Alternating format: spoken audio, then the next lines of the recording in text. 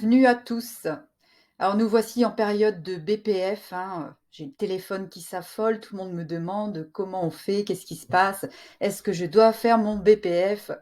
Alors nous allons voir tout ça ici dans cette vidéo. Je vais vous expliquer exactement pas à pas, hein, comment faire votre fameuse déclaration de BPF. Et vous allez voir aussi si vous êtes concerné. Et également, hein, pour les personnes qui, après cette vidéo, que voilà, c'est encore assez compliqué pour elles, elles pourront faire appel à mes services. Vous trouverez tout ça en fin de vidéo.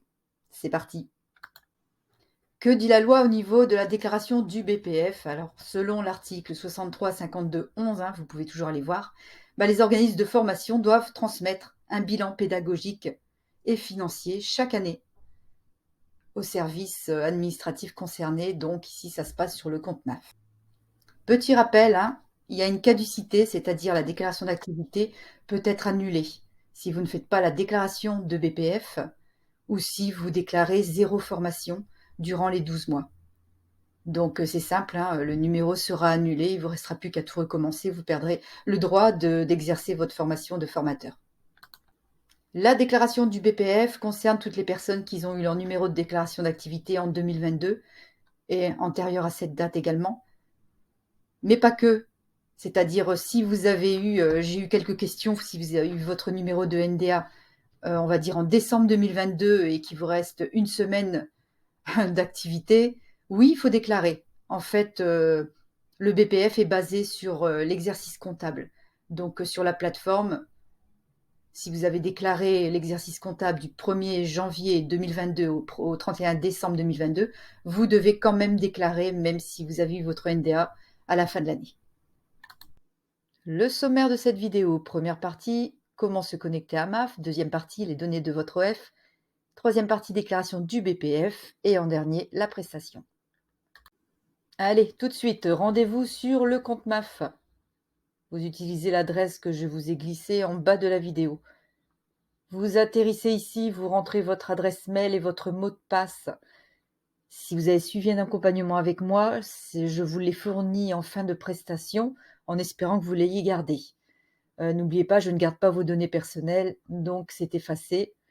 Alors, si vous ne pouvez plus vous connecter et que vous avez bien la bonne adresse électronique de connexion, il vous suffit de cliquer sur mot de passe, hein. C'est tout à fait normal, ils ont réactualisé leur plateforme, donc il faut refaire un mot de passe.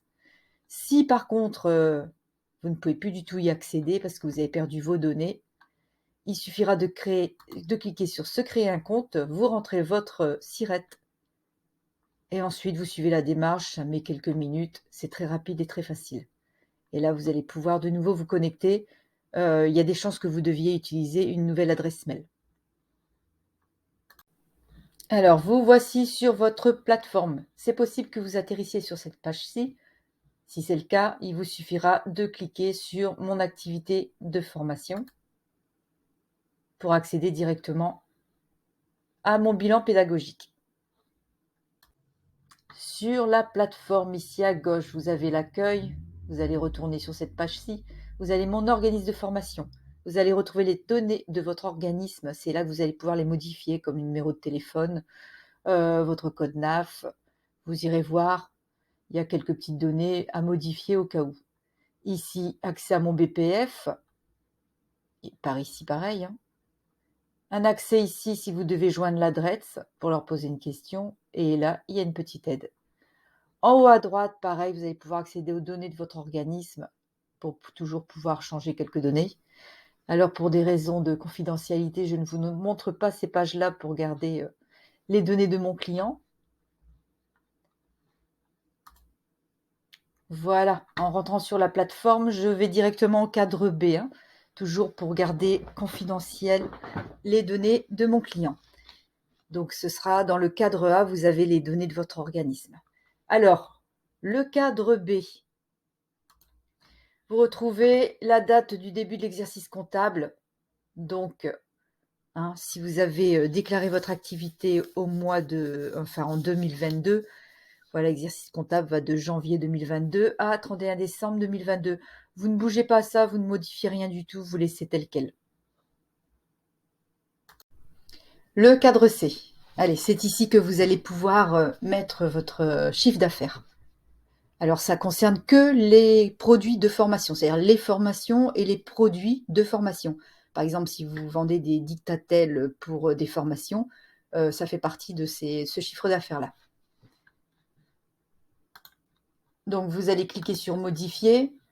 Alors ici, si vous êtes une entreprise, donc que vous avez des salariés, vous avez fait des formations pour vos salariés, c'est ici que vous rentrerez le chiffre d'affaires. Donc, si dans votre chiffre d'affaires, par exemple 10 000 euros, il y a 5 000 euros, ou c'est pour des salariés, il y a 5 000 euros, c'est des particuliers, vous divisez, hein, vous dispatchez la somme dans les bonnes cases. Ici, la partie 2, c'est pour tout ce qui est tout ce qui est formations qui ont été financées, hein. Donc, par exemple, compte personnel de formation, ça c'est le CPF. Donc, c'est les gros organismes qui ont touché du CPF. C'est ici qu'il faudra rentrer chiffre d'affaires, à quoi ça correspond. La partie 3, c'est pour tout ce qui est pouvoir public. Donc ça, bon, souvent, ça ne vous concerne pas du tout. Vous, ce qui va vous concerner, parce que bon, je m'adresse souvent à des organismes qui sont dans le bien-être et autres organismes qui ont des actions de formation. Donc, souvent, vous avez affaire à des professionnels et des particuliers. Donc, vous allez rentrer le chiffre d'affaires ici. Voilà. Donc, imaginez, vous avez fait 1 000 euros de chiffre d'affaires pour des particuliers professionnels. C'est ici que ça se met. Si vous avez une partie de votre chiffre d'affaires que vous avez conclu, enfin que vous avez eu grâce à un autre organisme parce que vous faites de la sous-traitance, c'est ici qu'il faudra le noter. Pour tous les autres produits, hein, comme je disais, vous pouvez appuyer sur les petits i. Hein. Il vous indique beaucoup de choses si vous êtes perdu. Donc ici, voilà, exemple, hein, les produits rattachables à l'activité de formation. Ça correspond aussi aux professionnels tels que les frais de restauration. Par exemple, vous êtes un professionnel, vous êtes un organisme de formation et vous louez à un autre organisme votre salle de formation. Eh bien oui, le chiffre d'affaires que vous rentrez, vous le notez ici. Voilà. Une fois ça c'est fait, le logiciel va comptabiliser tout seul le total. Vous pouvez ajouter ici hein, la part du chiffre d'affaires global réalisé dans le domaine de la formation. Donc, par exemple, si vous êtes à 100% dans la formation, vous mettez 100%. Si ça représente 50% de votre activité, vous mettez 50%. Et ici, vous venez sauvegarder. Voilà, comme je vous disais, hein, tout ce que vous avez mis ici, le total va être comptabilisé automatiquement ici. Cadre D, celui-là, il est réservé aux charges de l'organisme. Donc, vous allez pouvoir mettre toutes les charges que ça vous a coûté, par exemple la location de salle, etc. Tout ce que vous pouvez imaginer dans le cadre de la formation. Donc ça, vous allez rentrer la catégorie ici. Allez, admettons la personne, on a eu pour 200 euros de location. Voilà. De toute façon, je le dis, hein, c'est toujours indiqué au petit i là. Il y a plus de compléments d'information. Ici, ce sera les salaires des formateurs. Donc ça s'adresse salaire. Hein, ça s'adresse aux organismes où ils emploient des personnes. Hein. Donc ce que ça coûte pour payer les personnes. Voilà. Vous sauvegardez. Et c'est fini pour cet encadré. Le cadre E. Alors ici, vous allez noter votre chiffre d'affaires, combien de personnes l'ont généré. Hein. Donc ça, c'est la partie formateur. Donc vous allez vous mettre vous-même. Donc ici, on clique sur modifier. Alors si vous êtes seul à former, vous mettez 1. Donc ici, c'est réservé à tout ce qui est indépendant. C'est noté. Hein. Les formateurs salariés. Voilà. Si vous avez fait appel à un formateur d'un autre organisme en sous-traitance, c'est ici que vous le mettez. Voilà, imaginez, vous avez été seul formateur de votre organisme, donc on met 1, et de formation, vous avez fait appel à un autre, un sous-traitant, un autre organisme, donc c'est ici vous le rentrez. Vous complétez ici le nombre d'heures de formation dispensées. Ce formateur-là, combien il a fait d'heures de formation sur le total? Donc lui, il a dispensé 200 heures, on va dire. Lui, il en a dispensé une 50aine. Voilà, et vous sauvegardez. Alors, le cadre F1, c'est pour connaître le type de stagiaire. Donc, si vous avez formé des salariés d'employeurs, c'est ici que vous les rentrez. Imaginez, vous avez formé 10 stagiaires dans l'année. Il y en a 2 qui sont des particuliers, donc vous allez les mettre ici. Il y en a 5 qui sont des professionnels, vous allez les mettre ici. Et il y en a 5, 2, 7, 3 qui étaient des demandeurs d'emploi, vous les rentrez ici. Voilà. Sur ces 10 stagiaires, là, ici, vous mettez le chiffre. Voilà, le chiffre de ceux qui ont suivi une formation en distanciel. C'est-à-dire, si votre formation est en présentiel et qu'il y a peut-être 2 heures où c'est en distanciel, ça se voit souvent, donc vous le notez. Si ces 10 personnes-là ont eu le droit à une formation avec 2 heures de distanciel dedans, vous mettez 10. Si non, si vous faites plusieurs formations différentes et que dans celle-là, il y en a une qui a eu le droit à une formation carrément à distance, vous mettez, voilà, s'il y en a une, c'est une. Vous mettez bien à combien d'heures ça correspond. Hein. On va dire que les 3, ils ont suivi 20 heures de formation. Les 2, ça représente 10 heures, etc., etc. Voilà. Et on sauvegarde. Le cadre F2 réservé à la sous-traitance, lisez bien la phrase, dont activité sous-traitée. Alors, même chose. Si dans le nombre que vous avez déclaré de stagiaires qui ont été formés, si dedans il y en a quelques-uns que vous avez confiés à un autre organisme, vous mettez le nombre.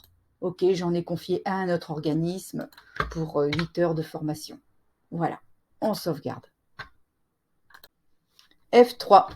L'adresse veut connaître quel était l'objectif de ces prestations dispensées.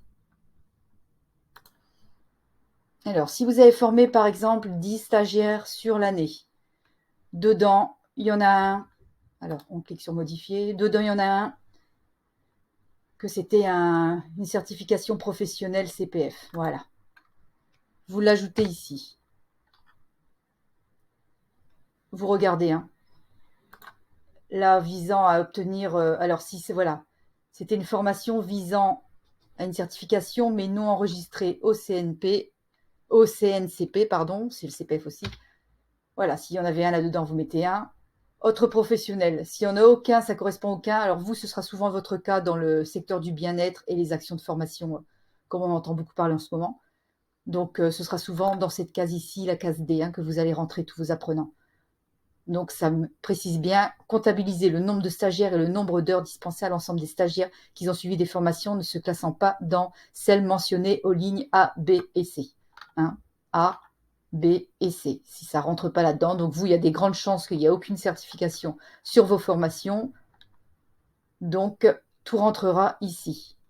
Donc, si vous avez formé 10 personnes, la totalité de vos stagiaires, ça a été dans cette case-là, vous mettez. Et vous mettez bien toujours combien d'heures de formation ça correspond pour les 10 stagiaires. Pareil, si c'était des bilans de compétences, c'est ici. Et là, des validations des acquis. Ça va faire le sous-total tout seul en sauvegardant. Voici, c'est validé. Le cadre F4, donc c'est la spécialité dans laquelle vous faites vos formations. Donc, ici, cette catégorie bien-être, elle est répertoriée avec le code 336. Si en cours d'année, vous avez décidé vous êtes un organisme de bien-être, vous avez décidé de faire des formations en informatique, par exemple, eh ben, il faudra ajouter une spécialité. On va cliquer qui correspond au code. Voilà. Allez, tiens, voilà. 125, j'ai ajouté une formation en langue. Et vous sauvegardez. Si vous n'avez rien, si vous êtes toujours avec le même code, vous laissez, vous n'avez rien à toucher ici. Catégorie G, c'est l'inverse de tout à l'heure. Cette fois-ci, c'est si un autre organisme vous a confié des apprenants, c'est ici qu'il faut les rentrer. On modifie, s'il y en a 10 qui vous ont été confiés, et on met le nombre d'heures à laquelle ça correspond, et on sauvegarde. Cadre A, je vous vérifie bien, vous êtes le seul dirigeant de votre société. Donc, si c'est toujours le cas, bah, vous restez, vous ne touchez à rien. Hein. Ce cadre n'a pas à être modifié. Si, ma foi, vous avez fait appel à quelqu'un en plus pour diriger, vous l'ajouterez ici également. Le bilan est fini. Vous n'avez plus qu'à cliquer ici, transmettre. Je ne vais pas appuyer pour vous montrer parce que, voilà, ma cliente, voilà, ce n'est pas les bons chiffres que j'ai mis hein, pour la démonstration.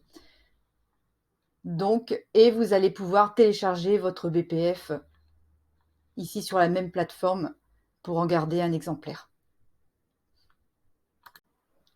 Allez, voyons tout de suite la prestation proposée. Donc, comme nous venons de le voir, la vidéo qui est totalement gratuite pour que vous puissiez faire vous-même votre déclaration de BPF. Et si vous n'y arrivez pas, si vous manquez de temps, vous pouvez accéder aux clés en main à 87 €. Alors, comment se passe l'accompagnement clé en main pour le BPF? Rendez-vous sur ma page de site. Ici, dans le bas, vous allez pouvoir commander et payer en direct en passant par Stripe. Une fois que ça c'est fait, vous allez recevoir un mail avec un questionnaire à remplir pour que je puisse récolter toutes vos données. Donc, c'est des questions toutes simples où je vous demande de me donner les chiffres. Une fois que je reçois ça, votre BPF sera fait et vous recevrez le mail de clôture avec votre BPF enregistré. À ne pas oublier, à retenir absolument, vous avez jusqu'au 31 mai 2023 pour faire votre déclaration. En espérant que cette vidéo vous ait éclairé, je vous souhaite une très belle continuation.